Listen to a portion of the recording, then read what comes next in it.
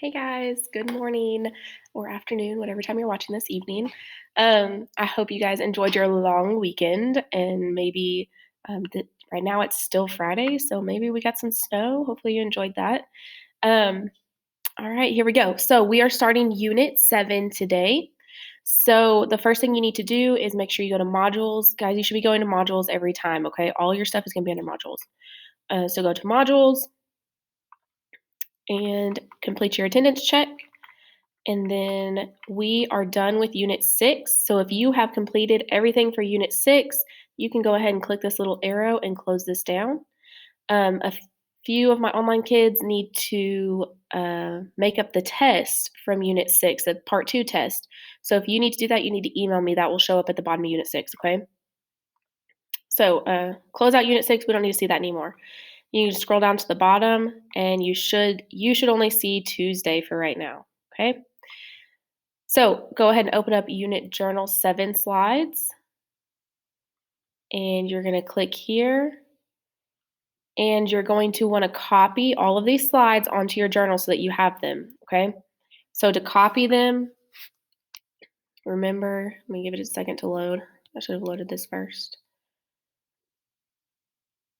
Okay, so to copy, you're going to make sure that that first slide right here is highlighted, and then scroll all the way down over here and hold your shift key down on your computer and click with your mouse on the last slide and then let go of everything.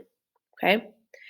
Then you can double click with your mouse pad and do copy and then go to your journal and right click and paste. Okay. So go paste that into your journal. So then we should be looking at this. So your table of contents should look like this so far. We've done Unit 6, lessons 1 through 7. And today we are going to start Unit 7, Lesson 1. And if you look down here on Unit 7, Lesson 1, that title is Solving Quadratics by Factoring. So you can pause this video and copy my table of contents. Yours should look like mine. Or you can just go back to each one of your slides and update your table of contents that way. The titles are on the slides, okay? So this is going to be, we're going to call this Solving by Factoring. Okay, so we are solving by factoring today. Unit 7, Lesson 1.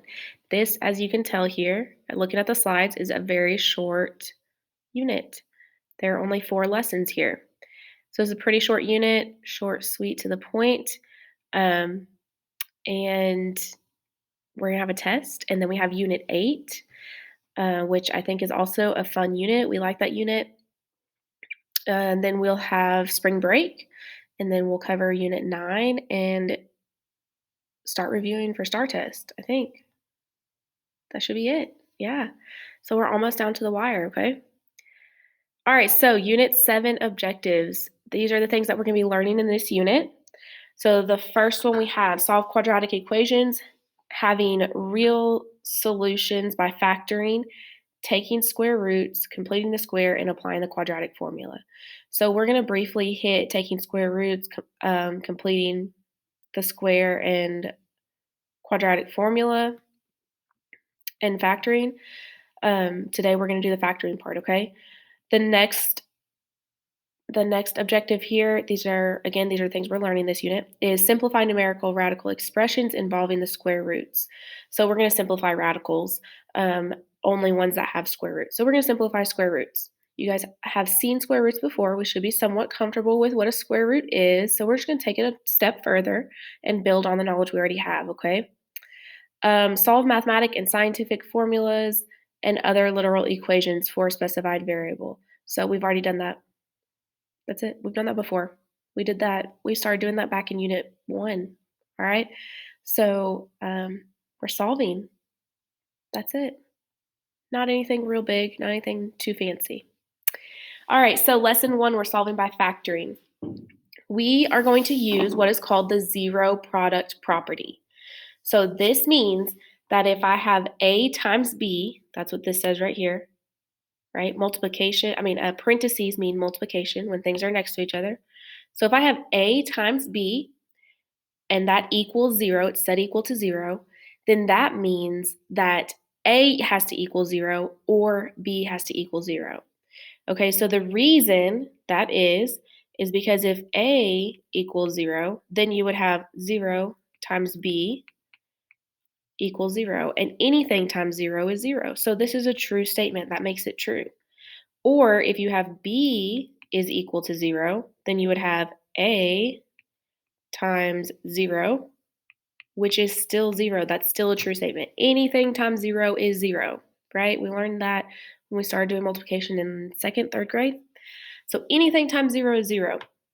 So the zero product property just says that if I'm multiplying two things together and they equal 0, then that means one of those two things can equal 0. It's possible for one of these to be 0, okay? Um, so to solve by factoring, we're going to move all terms to one side, making the equation equal to 0. So we're going to set the equation equal to 0. We're just going to move everything to one side so that I have 0 on the other side of the equation. Then we're going to factor or write the other side of the equation as binomials.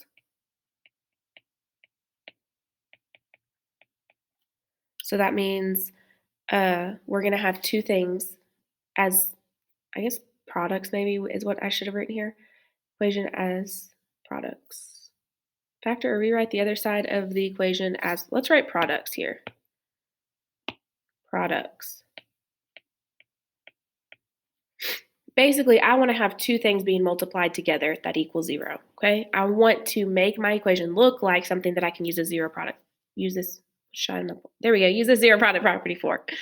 Camera's backwards, okay? Then the third step is going to be apply the zero product property. Okay, so we're going to make it equal to 0. We're going to make sure the two things are being multiplied together, and then we're going to apply zero product property, which says that these two things can equal 0. One of them has to equal 0. Okay, so all of that, let's practice it. Let me show you what I'm saying now. So we're going to solve the following equation. We have x plus 4 times 2x minus 1 equals 0. So I have two things that are being multiplied together, and they equal 0. That means I can take the first thing, x plus 4, and set it equal to 0. And I can take the second thing, 2x minus 1, and set that equal to 0. So that means my x value can equal one of these two things for these two things to be 0, okay? So now what we're going to do is just solve for x. These are one-step equations or two-step equations. We know how to solve these. So the first thing I'm going to do is subtract 4 from both sides. And 4 minus 4 is 0, so I have x equals negative 4. So x can equal negative 4. Over here on this one, I'm going to add 1 to both sides. So I have 2x, negative 1 plus 1 is 0, equals 0 plus 1 is 1. Then x is still not by itself, so I need to divide by 2. 2 divided by 2 is 1. So I have 1x, but I don't have to write the 1 in front of my x. X equals 1/2. So based on the zero product property, to make this statement true for these two things to equal 0, I can have x equal to negative 4, or I can have x equal to 1/2. So I want to show you what would happen if I plug this in. So if I have x is negative 4, then that would look like negative 4 plus 4 times 2 times negative 4 minus 1 equals 0. So if my x value is negative 4, then it's negative 4 every time I see x, right?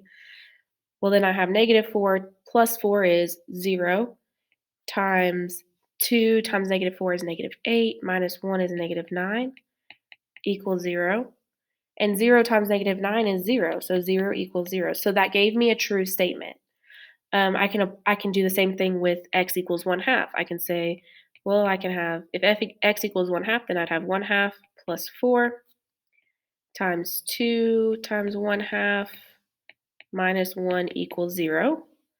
And if I did all the math here, then we're just going to say 4.5, okay? 4.5 times 2, 1/2 of 2 is 1 minus 1 equals 0. So I have 4.5 times 1 minus 1 is 0 equals 0, and that means that 0 equals 0, and that's true. So this is what we're doing. We're solving these two things to figure out if x is this number, then one of my things that I'm multiplying has to be 0, or if x is this number, then one of my things is going to be 0. Okay? So all we're doing, I'm trying to scroll with my mouse and I'm on my iPad. All we're doing is saying these two things are being multiplied together, so that means I can set them equal to 0 and solve for x. So number 2 here, we have 4x times x minus 2. Well, I don't have two things in parentheses. This one looks a little bit different, but I'm still multiplying two things together.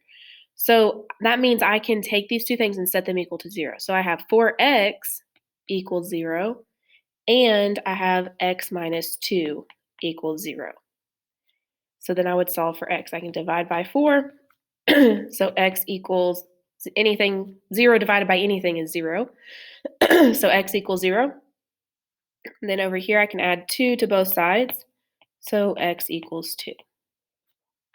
And that's it. This is all we're doing. Just solving these, set them equal to 0, solve. Down here on number 3, we have 3 things we're multiplying. We have a 5, an x plus 1, and a 6x plus 1. So the 5 is by itself, right? So I can say 5 equals 0, but that's not true. So I'm not even going to worry about that 5 because it's just by itself. If there was an x with it, it would change things, but it's a number by itself. So we're just going to say that's not a true statement. I'm not even going to worry about that 5.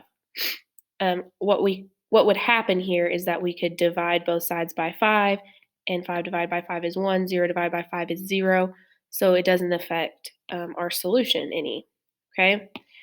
But then we have x plus 1 equals 0, and 6x plus 1 equals 0. So I'm going to subtract 1 from both sides, and I have x equals negative 1. I'm going to subtract 1 from both sides here. I have 6x equals negative 1. Divide by 6 to get x by itself. 6 divided by 6 is 1, so I have 1x equals negative 1 over 6. And that's it. So when you get these fractions, just leave them as fractions. If they're simplified as much as possible, keep a fraction. We like fractions. They're fun. They're fine, okay? Fractions are numbers. They're our friends. You don't have to convert these to decimals, okay? Just leave them as a fraction. So that's our notes for today. There is an assignment, so if you go back to Canvas and you click Next, there is a kind of cool assignment. I think it's cool. It is Among Us. So there's going to be these little arrows. I think this is how the game works too, right? There's going to be little arrows that kind of tell you where to click. But you're going to go through. You need to work these problems on a piece of paper, and then you will have to submit your work. You have to add a file upload. So there should be on your screen, you should see a button to submit an assignment. So you're going to have to take pictures of your work and upload pictures to receive credit for this. This is a grade. So you'll just click through. You're going to click on local, and it tells you about the game. You can click on your little guide to start, and then we can click start. So there's Imposter Among Us. Here we go. We ready? So this is just like Among Us, right? You have all the rooms. You're going to go into whatever room you want. There's a activity you have to do. You don't have to do these in any particular order, but you need to go into each room and solve and pick the answer. So if you get the answer wrong, it will say try again. Click anywhere to continue. If you get it correct, then it's going to take you back to your map, okay? So go through, work all these problems, and submit your picture. If you have any questions about this, if you're struggling, then email me, and I'm more than happy to help you. All right? See you later.